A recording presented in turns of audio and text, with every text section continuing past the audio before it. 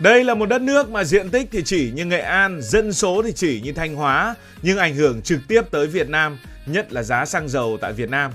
Nước này cách những điểm nóng ở Trung Đông như là Iran và Israel không xa, và chúng ta đang nói đến Coes. Coes có quốc hiệu đầy đủ là nhà nước Coes. Đây là một quốc gia tại khu vực Tây Á, nằm tại rìa phía bắc của miền đông bán đảo Ả Rập và tại đầu vịnh Ba Tư, có biên giới với Iraq và Ả Rập Xê Út. Có một vài con số để dễ hình dung như thế này.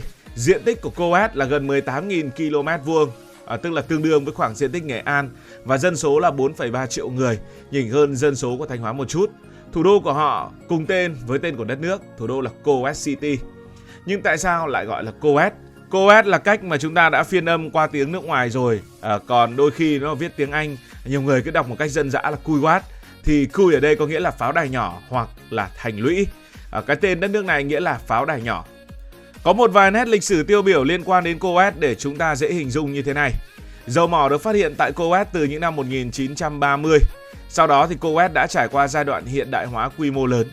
Trong thập niên 1980, nước này trải qua một giai đoạn bất ổn địa chính trị và cuộc khủng hoảng kinh tế sau khi thị trường chứng khoán sụp đổ. Năm 1990, nước này bị Iraq xâm lược dưới thời của ông Saddam Hussein. Thời kỳ Iraq chiếm đóng kết thúc vào năm 91 sau khi lực lượng liên quân can thiệp quân sự. Sau đó diễn ra các nỗ lực quy mô lớn nhằm khôi phục kinh tế và tái thiết cơ sở hạ tầng quốc gia. Bây giờ thì Coes là một nước có diện tích nhỏ, dân số nhỏ nhưng mà thu nhập bình quân đầu người cao, một quốc gia thịnh vượng tiêu biểu ở khu vực Trung Đông. Trước khi nói đến câu chuyện Coes liên quan đến Việt Nam như thế nào thì chúng ta hãy cùng nhau tiếp tục tìm hiểu về quốc gia này. Nói đến Trung Đông thì nhiều người quan tâm là cái nước đó có vua chúa hay không, hay là được quản lý như thế nào và ai đứng đầu. Thì Coes thực ra chính là nước có chế độ vua chúa, nhưng không phải là vua theo cách gọi quen thuộc như ở châu Âu. Người đứng đầu đất nước này được gọi là Emir. Emir có nghĩa là tiểu vương trong tiếng Ả Rập. Và trong văn hóa Ả Rập, Emir là người lãnh đạo của một vùng đất nhỏ. Vai trò của Emir tại Coes cũng gần giống với một vị vua. Ông là nguyên thủ quốc gia, có quyền bổ nhiệm thủ tướng, phê chuẩn luật và ảnh hưởng đến bộ máy chính trị. Hoàng gia Coes hiện nay là một hoàng gia lâu đời. Họ đã quản lý đất nước này suốt nhiều năm. Đó là gia tộc Al-Sabah. Dòng họ này bắt đầu nắm quyền từ năm 1752, chiếu sang thời kỳ Việt Nam thì lúc đó vẫn còn vua Lê, khi mà các bộ tộc vùng sa mạc ven vịnh Ba Tư đã chọn gia đình Al-Sabah làm người đứng đầu để điều hành việc buôn bán và bảo vệ cộng đồng. Từ đó đến nay, tất cả các tiểu vương của Coes đều thuộc dòng họ này. Tuy có hoàng gia, nhưng hệ thống chính trị của Coes không phải là kiểu quân chủ tuyệt đối như ở một số nước Trung Đông khác. Coes được xem là quân chủ lập hiến, nghĩa là ngoài hoàng gia còn có quốc hội được bầu cử và hiến pháp. Quốc hội Coes có quyền thảo luận về luật, chất vấn chính phủ và thậm chí gây sức ép buộc các bộ trưởng từ chức. Tuy vậy, tiểu vương vẫn giữ quyền lực lớn trong hệ thống chính trị, chẳng hạn có thể giải tán quốc hội hoặc bổ nhiệm thủ tướng. Nói đơn giản, Coes là một nước có sự kết hợp giữa hoàng gia và chính trị nghị viện. Hoàng tộc Al-Sabah nắm giữ vị trí cao nhất trong bộ máy quyền lực, nhưng bên dưới vẫn tồn tại các yếu tố của hệ thống dân cử. Đó cũng chính là lý do mà Coes thường được coi là một trong những nước vùng vịnh có đời sống chính trị mở hơn rất nhiều so với những quốc gia quân chủ khác ở trong khu vực. Nói về mối quan hệ giữa Coes và Việt Nam thì nó liên quan mật thiết đến một thứ, tức là dầu mỏ. Và nói về dầu mỏ ở Trung Đông thì nhiều người thường nghĩ ngay đến những quốc gia khổng lồ như là Ả Rập Xê Út hay là Iran. Nhưng điều thú vị là Coes, một quốc gia rất nhỏ, lại nằm trong nhóm những nước có nhiều dầu mỏ nhất trên thế giới. Diện tích nước này thì nhỏ hơn Việt Nam khoảng 20 lần, nhưng dưới cái lớp cát sa mạc của đất nước lại là một kho năng lượng khổng lồ. Theo nhiều thống kê quốc tế, Coes sở hữu khoảng 100 đến 101 tỷ thùng dầu, chiếm khoảng 6% trữ lượng dầu toàn cầu. Với con số này thì nước này luôn nằm trong top 10 quốc gia có trữ lượng dầu lớn nhất ở trên hành tinh. Một trong những kho vàng đen nổi tiếng nhất của Coes đó là mỏ Bugan. Đây là mỏ dầu lớn thứ hai trên thế giới, chỉ sau mỏ Gawa của Ả Rập Xê Út. Mỏ Bugan này thì được phát hiện từ năm 1938, tức là gần một thế kỷ rồi, và từ đó trở đi trở thành trái tim ngành dầu mỏ của Coes, đập liên tục. Mỗi ngày khu vực này có thể sản xuất hàng triệu thùng dầu, cung cấp nguồn thu chính cho nền kinh tế của đất nước. Nhờ vào nguồn dầu mỏ khổng lồ, Coes đã trải qua một sự thay đổi gần như là ngoạn mục trong thế kỷ 20.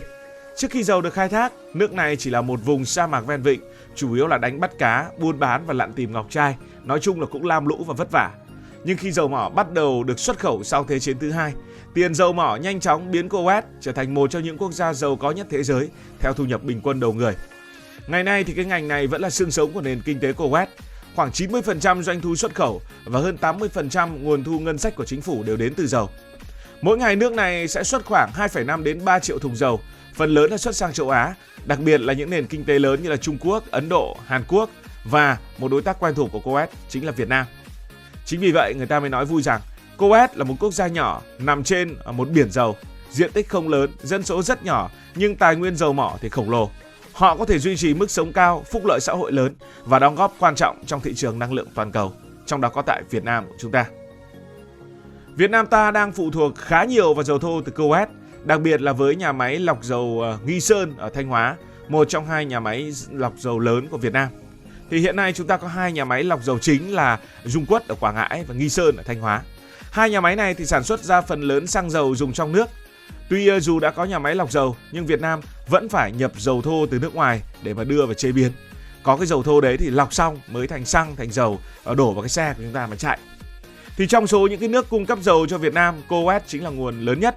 Ví dụ, theo số liệu năm 2025, Việt Nam nhập khẩu khoảng 14,1 triệu tấn dầu thô, trị giá khoảng 7,7 tỷ đô la Mỹ. Thì riêng nhập từ Coes đã lên đến khoảng gần 80% tổng cái lượng nhập này rồi. Tức là trung bình cứ 10 thùng dầu thô nhập về Việt Nam thì 8 thùng được xuất đi từ Coes. Tất nhiên không phải ngẫu nhiên mà chúng ta phải đi nhập khẩu dầu từ tận Coes cho nó xa làm gì. Việc Việt Nam nhập khẩu nhiều dầu thô từ Coes, đặc biệt cho nhà máy hóa dầu Nghi Sơn không phải là ngẫu nhiên. Nó liên quan đến kỹ thuật của nhà máy, đến hợp đồng đầu tư và cái đặc tính của dầu thô. Trước hết là thiết kế ban đầu của nhà máy Nghi Sơn. Thì khi xây dựng cái nhà máy này, các đối tác lớn tham gia xây dựng dự án có doanh nghiệp dầu khí của Coes. Vì vậy, hệ thống công nghệ của nhà máy được thiết kế để phù hợp nhất với dầu của Coes. Chúng ta phải hiểu là mỗi cái loại dầu thô trên thế giới có những thành phần khác nhau. Có loại thì nhẹ, có loại thì nặng, có loại thì cái hàm lượng lưu huỳnh nó cũng khác nhau. Và các nhà máy lọc dầu thường phải tối ưu cho một loại dầu cụ thể. Nếu dùng loại dầu quá khác, hiệu quả chế biến sẽ giảm hoặc phải điều chỉnh kỹ thuật. Hiểu đơn giản như là nấu cơm thì có cái loại gạo nó ưa nước, có cái loại không ưa nước, thì cái nồi cơm hoặc là lửa phải là điện nó cũng phải là phù hợp. Không phải là cái nồi nào nấu cùng một thời gian mà cũng cho ra được thành phẩm giống nhau. Trong dự án Nghi Sơn thì có sự tham gia của tập đoàn dầu khí Coes. Vì vậy nên hai bên ký hợp đồng cung cấp dầu thô dài hạn. Điều này giúp nhà máy luôn có nguồn nguyên liệu ổn định trong nhiều năm, tránh tình trạng thiếu dầu đầu vào. Một lý do nữa là nguồn cung của Coes rất ổn định và có quy mô lớn. Quốc gia này nằm trong nhóm những nước xuất khẩu dầu lớn nhất thế giới với trữ lượng cũng cực kỳ lớn như đã nói. Vì vậy, họ có khả năng cung cấp khối lượng lớn trong thời gian dài, điều rất quan trọng với một nhà máy lọc dầu quy mô lớn như Nghi Sơn. Ngoài ra, vận chuyển dầu từ Trung Đông đến Việt Nam thì thường đi bằng tàu. Nếu không có chiến sự như những cái giai đoạn căng thẳng thì rất là thuận lợi. Chi phí vận chuyển trên tuyến này khá cạnh tranh so với nhiều nguồn dầu khác. Tuy nhiên, phụ thuộc quá nhiều vào một nguồn thì cũng có rủi ro, đặt quá nhiều trứng vào một chỗ cũng có rủi ro. Vì vậy, trong những năm gần đây, Việt Nam đã bắt đầu thử nghiệm nhập dầu từ những nước khác, ví dụ như là các tiểu vương quốc Ả Rập Thống Nhất cũng không xa Coes mấy, hoặc là Nigeria tại châu Phi, hoặc là Brunei ngay chính tại khu vực Đông Nam Á để mà đa dạng nguồn cung phòng khi Trung Đông có biến động. Và ngắn gọn, Việt Nam nhập nhiều dầu từ Coes chủ yếu vì nhà máy Nghi Sơn được thiết kế để dùng cái loại dầu này, có hợp đồng cung cấp dài hạn và nguồn dầu của Coes ổn định nếu như không có những vấn đề quá rủi ro về mặt chiến sự, mà cái vấn đề này thì cả thế giới phải gánh chịu chứ không riêng gì Việt Nam. Cuối cùng thì như thường lệ, nói đến một quốc gia nào đó chúng ta hãy nói đến người Việt ở nơi đó. Người Việt ở đó đang làm gì? Số lượng người Việt đang sinh sống và làm việc tại Coes không quá đông, nhưng vẫn có một cộng đồng lao động đang làm việc tại đây. Phần lớn người Việt Nam sang Coes theo các hợp đồng lao động có thời hạn, chủ yếu là việc trong xây dựng, cơ khí, dầu khí và dịch vụ. Do Coes là một quốc gia dầu mỏ nhưng dân số ít nên nước này phải thuê rất nhiều lao động ở nước ngoài về để vận hành cái nền kinh tế của mình. Một trong những công việc phổ biến nhất của người Việt tại đây đó là làm xây dựng. Coes liên tục xây những công trình lớn như nhà máy dầu, khu công nghiệp, đường xá, đô thị mới. Vì vậy họ cần nhiều người như là thợ xây, thợ hàn, thợ cơ khí, thợ lắp đặt thiết bị hoặc là công nhân ở công trường. Những công việc này thường làm theo lao động vài năm và nhiều công ty cung cấp chỗ ở cho công nhân. Ngoài xây dựng, một số người Việt còn làm việc trong các dự án dầu khí và nhà máy công nghiệp. Đây là ngành quan trọng nhất của Coes vì kinh tế nước này phụ thuộc rất lớn vào dầu mỏ. Những lao động có tay nghề cao thường được tuyển sang làm ở những dự án liên quan đến nhà máy lọc dầu, đường ống và các công trình năng lượng. Bên cạnh đó, một số người Việt làm những ngành nghề dịch vụ như là nhà hàng, khách sạn, bán hàng, ở các trung tâm thương mại và các khu du lịch ở Coes cũng có nhu cầu khá lớn về lao động nước ngoài, nên đây cũng là lĩnh vực thu hút lao động Việt Nam. Thu nhập ở đây thì chắc chắn là cao hơn so với cùng cái nghề đó trong nước. Nhiều công việc có những mức lương cạnh tranh nên là người Việt cũng sang đây để làm. Tóm lại, người Việt ở Kuwait chủ yếu sang để lao động và làm việc trong các ngành xây dựng, dầu khí, cơ khí, dịch vụ. Cộng đồng thì không đông nhưng vẫn góp phần vào các dự án phát triển hạ tầng và ngành năng lượng của quốc gia Trung Đông có nhiều dầu mỏ này. Còn Kuwait ảnh hưởng trực tiếp tới Việt Nam bởi vì họ cấp dầu cho Việt Nam, chính xác là chúng ta nhập khẩu dầu thô của họ, từ đó chúng ta lọc để biến thành xăng, biến thành dầu chạy ở những cái cỗ xe ở trên đường.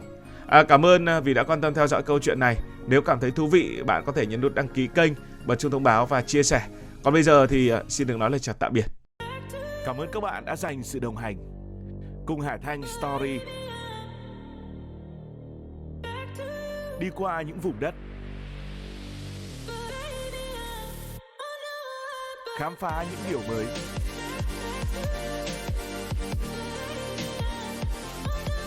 Đừng ngần ngại, hãy để lại những góp ý và xin được hẹn gặp lại.